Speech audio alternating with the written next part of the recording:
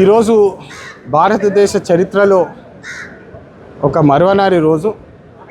ఎందుకంటే మహాత్మా గాంధీ గారి పేరుని ఈరోజు పార్లమెంట్లో చంపేయడం జరిగింది.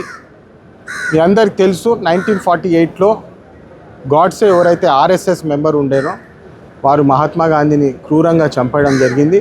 మళ్ళీ ఈరోజు 2025లో మహాత్మా గాంధీ గారిని మోడీ ప్రభుత్వము పార్లమెంట్లో చంపేయడం జరిగింది. మీరందరూ చూస్తున్నారు, ఉపాధి హామీ అనే పథకము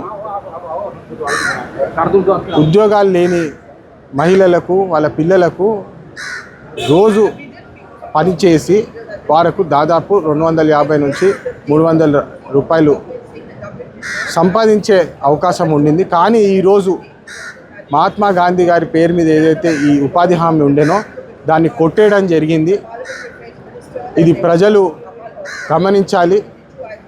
బీజేపీ పార్టీ ప్రవర్తిస్తున్న విధము సరికాదు. ఇది కేవలము ప్రాఫిట్ల కోసము, కంపెనీలు ఏదైతే ప్రాఫిట్లు నడిపే అదానీ కంపెనీలు, అంబానీ కంపెనీల కోసం పనిచేస్తుంది ఈ ప్రభుత్వం. కానీ పేదవాడి కోసం ఈ ప్రభుత్వం పనిచేస్తలేదని చెప్పి ఇది ఒక పెద్ద రెడ్ అలర్టు. అందరూ గమనించాలి.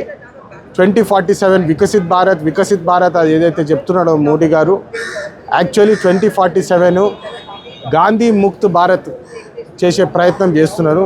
ఎక్కడ గాంధీ గారి పేరు ఉంటేనో అక్కడ వారు దాన్ని తీసివేసి మోడీ గారి పేరు, మోడీ గారు ఐడియాలజీలు, ఆర్ఎస్ఎస్ ఐడియాలజీలు ముందుకు తీసుకెళ్లాలని చెప్పి ఏదైతే ఈ ప్రయత్నిస్తున్నారో దాన్ని మేము అడ్డుకుంటున్నాము. కానీ ప్రజలు ఇచ్చిన తీర్పు ప్రకారం ఈరోజు మహాత్మా గాంధీ గారి పేరే ఈరోజు పార్లమెంట్లో వాళ్ళు చంపేయడం జరిగింది. ఇది యాంటీ నేషనల్ కాదా, మన దేశానికి వ్యతిరేకంగా తీసుకునే నిర్ణయాలు కాదా అని చెప్పి నేను ప్రజలని ఒకసారి ఆలోచించమని కోరుతున్నాను. జై హింద్.